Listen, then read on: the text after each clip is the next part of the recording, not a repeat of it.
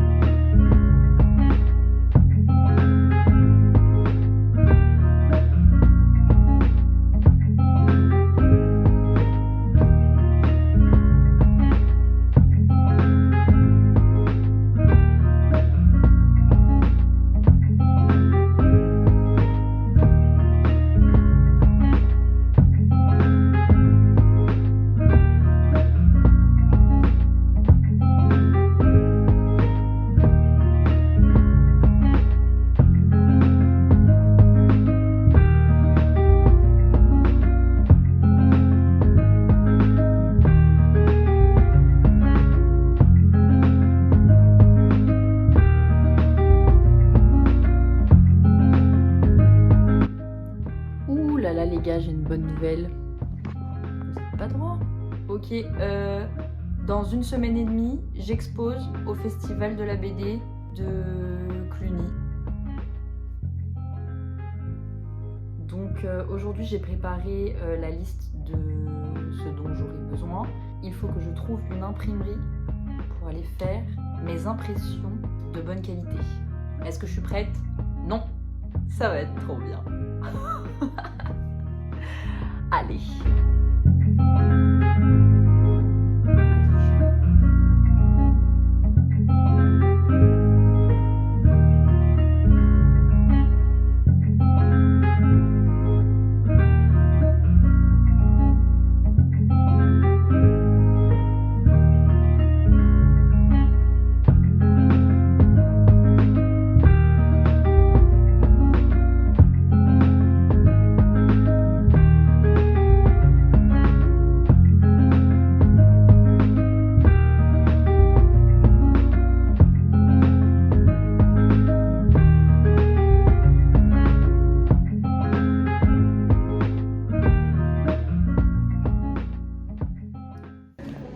Ok, donc là je viens de faire imprimer toutes les illustrations.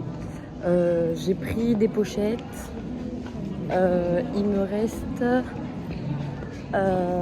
à trouver les petits trucs en plus pour pouvoir faire des petites étiquettes. Et après ce sera bon.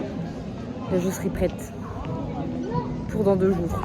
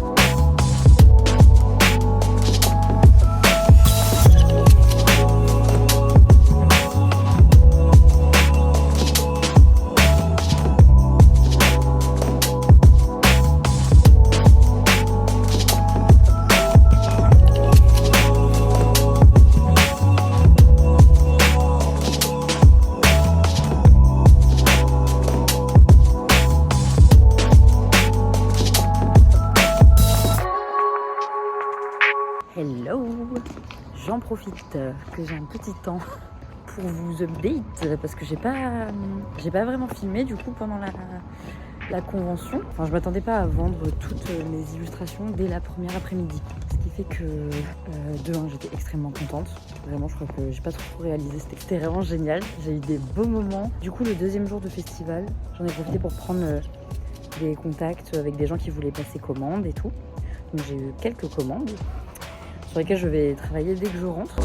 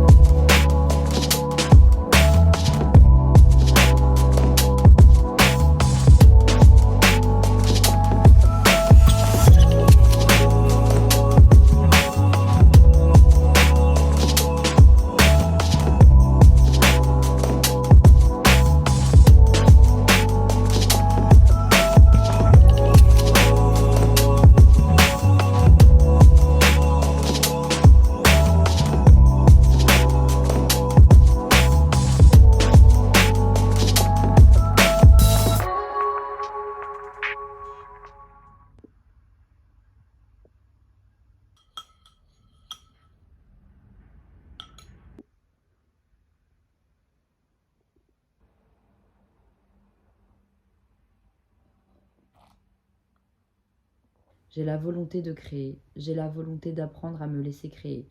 J'ai la volonté de laisser la source créée par moi. Je suis prête à rendre service par ma créativité.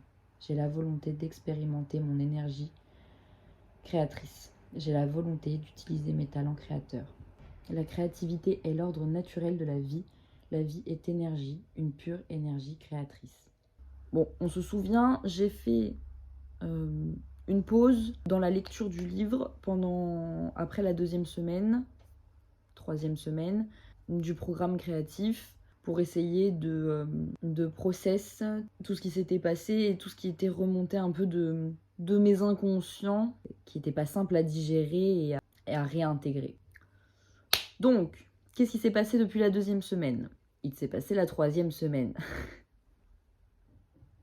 Oh, par pitié, fais un effort.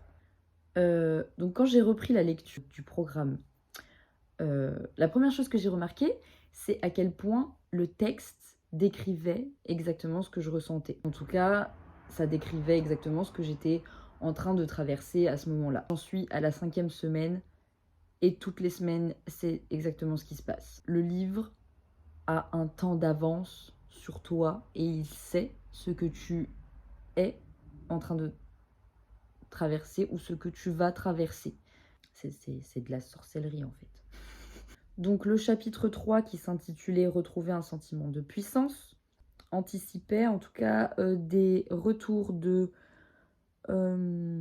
joie, de pics de joie, de pics d'énergie et aussi des poussées de colère et de souffrance un peu. Hein. L'autrice parle de la colère, de ce qu'elle est, de ce qu'elle n'est pas. Fait très intéressant, elle parle aussi des synchronies, de toutes ces petites choses qui, bizarrement, dès qu'on retrouve le goût de créer, l'envie de faire et tout, il se passe des événements qui nous poussent à le faire et à retrouver le chemin, les chemins de nos centres d'intérêt, en fait.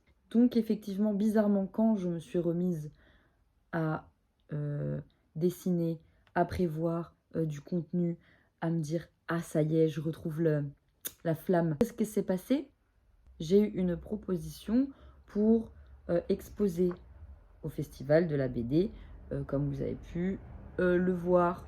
D'ailleurs, si vous ne l'avez pas vu, suivez-moi sur Instagram, vous ratez des informations. Je mets toute ma petite vie sur Instagram. Bref. Et puis j'ai eu des commandes, et puis j'ai eu d'autres propositions. Bref, j'avais plus le choix que de créer à ce moment-là. J'étais lancée, ça y est, la machine était repartie. Donc je ne pouvais plus m'arrêter en si bon chemin. On va dire que je suis reconnectée au flux de la créativité. Donc c'est trop tard maintenant, il faut que je continue. Donc pendant la 3e semaine aussi, on a vu comment faire la distinction entre des jugements humiliants et une bonne critique. Parce qu'évidemment, tu recommences à créer, donc tu recommences à exposer ta vulnérabilité, ta créativité au monde en ayant repris les contenus sur Instagram. Je fais des choses qui sont plus ou moins bonnes et plus ou moins mauvaises, et c'est normal.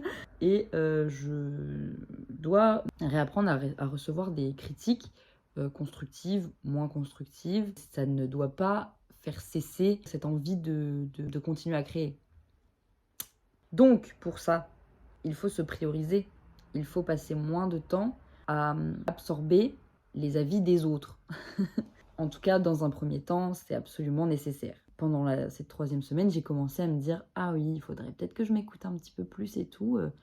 Et à pas me laisser abattre, quoi. Il faut que je crée, il faut que je continue. Quoi qu'il arrive, je continue. » J'ai écrit de la poésie, j'ai envoyé des textes pour un concours de poésie. Des trucs que j'aurais absolument pas fait avant. Et là, je retrouve une envie, une indépendance de créer, une autonomie à créer qui est parfois un peu effrayante. Tu te dis, quand est-ce que ça va s'arrêter? Aïe, aïe, aïe, quand ça va s'arrêter, je vais... Non, non, non. Il ne faut pas penser à quand ça va s'arrêter, ça ne va pas s'arrêter. Je ne vais pas laisser le flux s'arrêter. J'espère que ça a du sens, ce que je dis. Donc voilà, pendant la semaine 3, j'ai retrouvé une petite partie de moi qui était perdue pendant le blocage. On fait beaucoup Les exercices de la semaine étaient beaucoup sur de l'introspection, sur retrouver des joies qui datent de l'enfance. Donc ça fait du bien de retrouver un peu sa personnalité quand on l'a perdue pendant si longtemps. Retrouver ma créativité, c'est aussi me retrouver moi et réapprendre qui je suis finalement quand je ne suis pas seulement un petit oisillon blessé, qui je suis quand je vais bien. Donc la semaine 4, ensuite, elle a continué dans ce sens. C'était très axé sur la prise de conscience de notre personnalité propre, la nouvelle conscience qu'on a de nous-mêmes. Je me sentais plus joyeuse, plus indépendante surtout. Je me sens beaucoup plus libre et beaucoup plus détachée du besoin de validation des autres que j'avais. J'ai confiance en ce que je fais, je reprends confiance en ce que je fais et je sais ce que je veux. Et les autres ne savent pas forcément, aussi bien que moi, ce que je veux. Donc je me fais confiance là-dessus. Ça a été aussi suivi de prise de conscience sur ce que je n'ai plus besoin. J'avais des grosses envies de faire du tri d'un coup.